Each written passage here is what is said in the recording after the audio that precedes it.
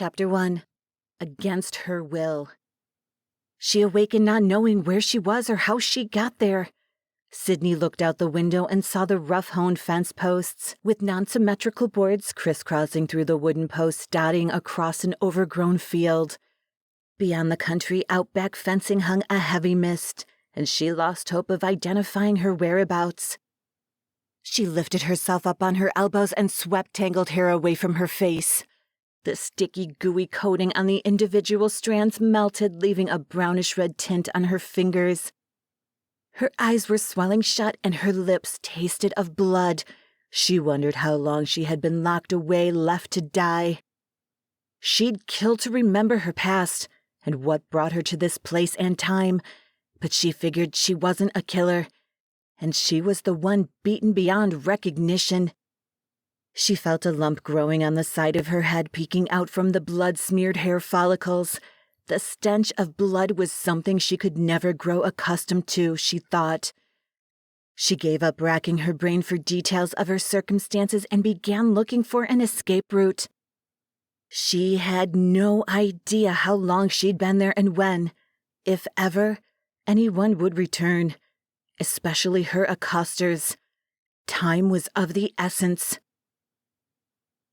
Lawrence O'Malley, the foreman on the commercial job site, had his fingers in several business ventures.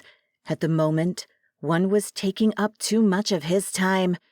The JYB Commercial Contractor's lead man and estimator, Joe Hesterberg, called to let him know he'd been called to the law office of Birdman Birdman for an interview with the attorney Sydney Jones. He had a feeling she'd uncovered something, but what he didn't know. O'Malley had already determined how to stay safe should the investigation get too close.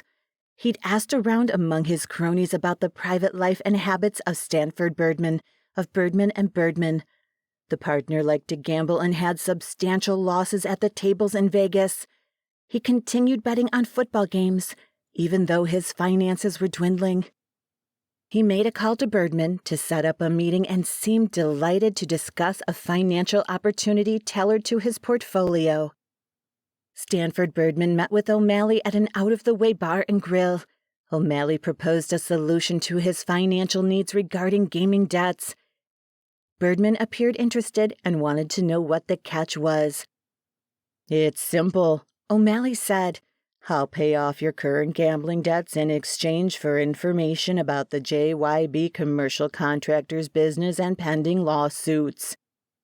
Birdman rolled the idea around in his head for a minute and said, "You've got yourself a deal pending confirmation of my debts being satisfied. Just provide me the information about where to deposit the funds and it'll be done. I'll call you with the bank routing and account numbers from my office." "Okay, I'll wait to hear from you."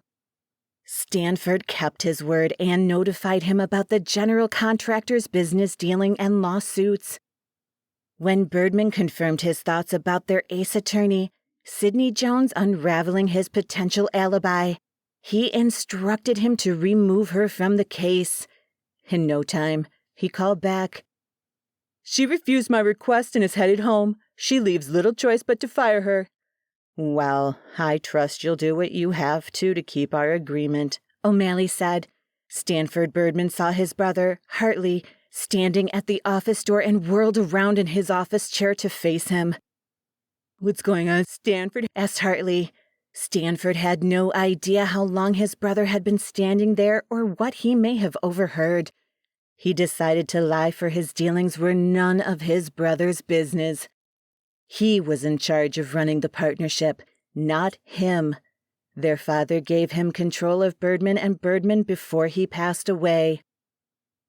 "Just following up with one of our clients about playing some golf later this week," he said.